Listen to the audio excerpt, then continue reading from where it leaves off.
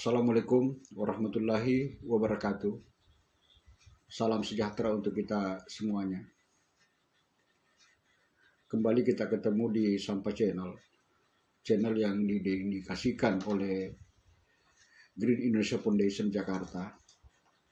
Kali ini akan mengangkat tema sampah dan pertanian organik Indonesia. Sampah memang tidak ada habisnya untuk kita bahas ya. Tidak akan ada henti-hentinya. Dan memang sampah akan mengawal manusia di dalam kehidupan sampai di akhir zaman. Karena hanya sampahlah yang akan bertahan dan tidak akan habis seiring adanya kehidupan. Saya selaku rakyat Indonesia, sekaligus sebagai Direktur Green Indonesia Foundation Jakarta,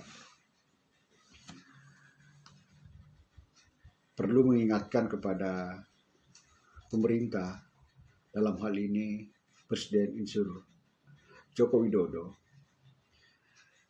termasuk kepada para pembantu-pembantunya, khususnya menteri yang terkait di dalam persampahan dan pertanian organik. Sedikit kita flashback ya, bahwa di dalam Nawacita Jilid 1 saat Presiden Jokowi berpasangan dengan Wakil Presiden Yusuf Kala mencanangkan pembangunan 1000 desa organik, dan pada periode kedua ini ditambah lagi menjadi 1000 ya, 1000 desa organik. Berarti total 2 masa pemerintahan periode Insinyur Jokowi, yaitu 2000 desa organik. Namun yang pasti bahwa pada periode pertama itu hanya kurang lebih 100 desa organik yang dibangun oleh Menteri Pertanian yang lalu, yaitu Andi Amran Sulaiman. Itu pun yang terbangun kurang lebih 100 desa organik tersebut yang tersebar di Indonesia juga belum maksimal, belum bisa dijadikan patokan untuk diikuti oleh desa-desa lain. Itu pun sangat minim ya, hanya sekitar 10% saja daripada target di periode pertama. Sementara di periode kedua ini tentu bertambah lagi 1000 ya, sebagaimana di Nawacita pertama yang memang tertuang di dalam Nawacita pertama tersebut, bahwa 1000 desa di tahap pertama ditambah lagi 1000 desa di tahap kedua.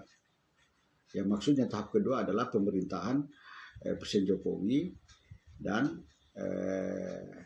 Wakil Presiden Kiai Ma'ruf Amin ya.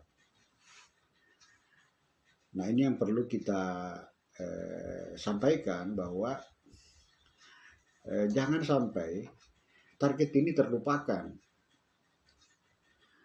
Apalagi tahun depan, pada tahun anggaran 2021, Menteri Keuangan akan menggelontorkan 90 triliun untuk dana ketahanan pangan ya. Berarti ada sekitar 10 triliun tambahan daripada tahun sebelumnya, yaitu 80 triliun. Anggaran tersebut guna membangun ketahanan pangan skala domestik ya, ketahanan pangan nasional. Nah, di dalam ketahanan pangan tersebut perlu kita pahami bersama bahwa tanpa mengembangkan pertanian organik atau hanya mengandalkan pupuk kimia saja, itu sama sekali patut disangsikan akan keberhasilannya.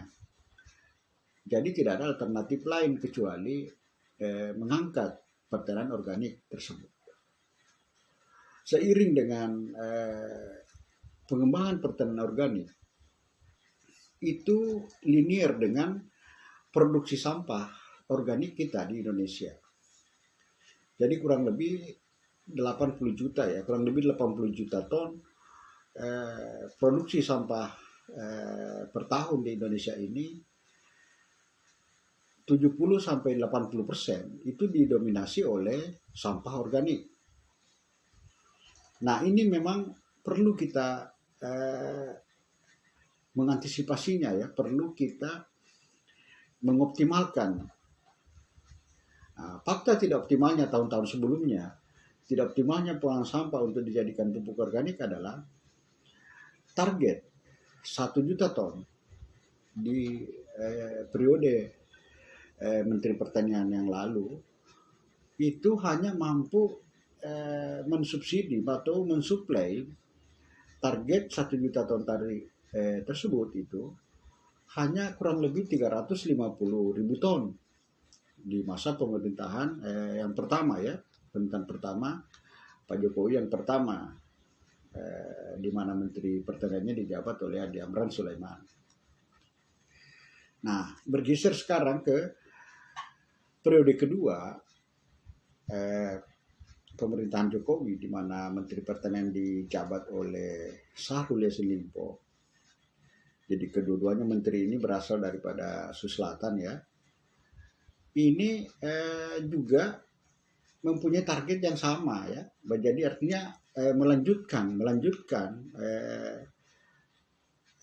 apa yang dicanangkan di periode pertama itu sekarang tetap 1 juta ton per tahun ya, per tahun untuk suplai pupuk organik. Nah, bila mana tidak dioptimalkan sampah organik tersebut untuk menjadi pupuk organik, otomatis pasti gagal lagi. Nah, dengan tidak terpenuhinya pupuk organik tersebut, otomatis target 2.000 desa organik ini pasti gagal lagi. Nah, dengan kegagalan ini, mana mungkin ketahanan pangan kita bisa berhasil dengan anggaran sekitar 80 triliun tadi. Jadi harapannya ke depan adalah Menteri Pertanian Pak Syahrul Yassin Limpo sedapat mungkin melakukan kolaborasi dengan Menteri Lingkungan Hidup dan Kehutanan untuk memberdayakan sampah organik ini menjadi pupuk organik agar target ya 1 juta ton tadi ini termasuk pembangunan 2.000 desa organik tersebut yang menjadi utang Presiden Jokowi itu bisa terpenuhi sampai di akhir masa jabatan Presiden Jokowi tahun 2024. Jadi inilah hambatan-hambatan sebenarnya selama ini kenapa pertanian kita tidak ada kemajuan, karena memang tidak dioptimalkan, tidak didorong pertanian organik tersebut. Nah, bila mana pertanian organik ini didorong, yakin dan pasti bahwa Indonesia akan mempunyai hasil produksi pertanian yang berlimpah ya, dengan berlimpah gitu. Jadi apalagi dengan adanya Undang-Undang Cipta Kerja itu BUMDes nanti akan menjadi kuat. Maka salah satu cara agar ketahanan pangan ini bisa berhasil, maka Menteri Pertanian dan Menteri Lingkungan Hidup dan Kehutanan harus melakukan kolaborasi termasuk dengan Menteri Desa untuk mengoptimalkan atau membangun pertanian organik bebas sampah ini, atau bisa disebut integrated farming service. Nah, dengan berkolaborasinya antara Menteri Pertanian dan Menteri Lingkungan Hidup serta Menteri Desa, yakin dan pasti bahwa selain terjadi pembangunan pertanian organik, juga akan terwujud Indonesia bersih sampah, Indonesia bersih sampah yang didorong dari desa. Nah, termasuk tadi akan menjadi sumber kegiatan oleh BUMDes yang telah ditingkatkan kapasitasnya melalui Undang-Undang Cipta Kerja ini. Nah, selain hal tersebut, yang perlu diperhatikan juga adalah pertama, pemerintah perlu meningkatkan SDM para penyuluh pertanian kita, khususnya di bidang atau pemahaman tentang pertanian organik ini, termasuk pula dengan petani. Karena terjadi kesan saat ini bahwa petani itu belum memahami apa dan bagaimana pertanian organik tersebut. Para petani kita itu masih belum memahami bahwa begitu pentingnya pupuk organik ini untuk mengembalikan unsur hara tanah yang selama ini digempur oleh pupuk kimia. Nah, di samping itu pula dengan adanya pemberdayaan sampah tadi menjadi pupuk organik, itu akan menjadi menurun biaya produksi petani, dan hasilnya akan meningkat. Nah, itu kehebatan daripada pertanian organik ini. Nah, itu yang pertama tadi adalah meningkatkan SDM penyuluh pertanian. Yang kedua adalah bentuk koperasi tani, semacam koperasi unit desa yang lalu ya. Jadi petani ini perlu dikuatkan kelembagaannya agar tidak ada serangan-serangan dari luar, dari mafia-mafia yang mempermainkan hasil-hasil pangan kita. Jadi BUMDes tadi ini harus didorong.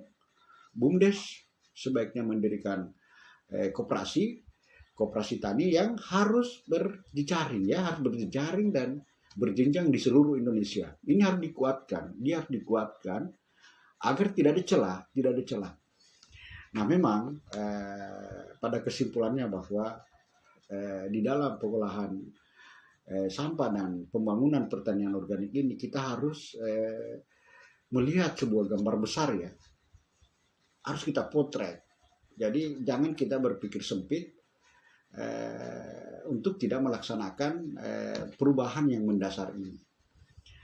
Jadi harapannya kepada Presiden Jokowi bersama Menteri Pertanian, Menteri Lingkungan Hidup, dan Menteri Desa agar benar-benar mewujudkan apa yang menjadi janji Presiden Jokowi di dalam Nawacita. Jadi sebaiknya di dalam memenuhi target ini, subsidi pupuk organik seharusnya dicabut, tapi dikonversi ke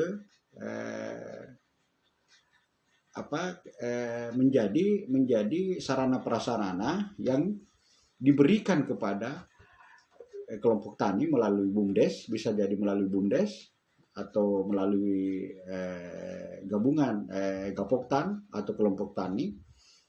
Jadi masyarakat tadi diberi SDM ya, agar mereka bisa memproduksi sendiri pupuk organik yang berbasis daripada sampah organik, baik berasal dari sampah kota maupun dari sampah pertanian itu sendiri. Jadi berdayakan masyarakat, biarkan masyarakat yang memproduksi sendiri kebutuhannya. Jadi janganlah pupuk organik tadi ini yang dipakai misalnya di Sumatera itu dibawa dari Jawa ke Sumatera, begitupun dari Jawa dibawa ke Sulawesi, Kalimantan, dan seterusnya. Jadi setiap pulau, setiap provinsi ini minimal secara regional memproduksi sendiri kebutuhannya untuk dipakai di wilayahnya sendiri.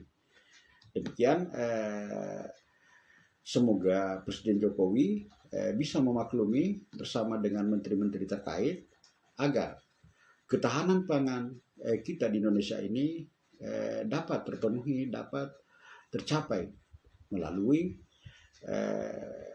pengelolaan sampah yang berbasis komunal untuk menuju pembangunan pertanian terpadu bebas sampah.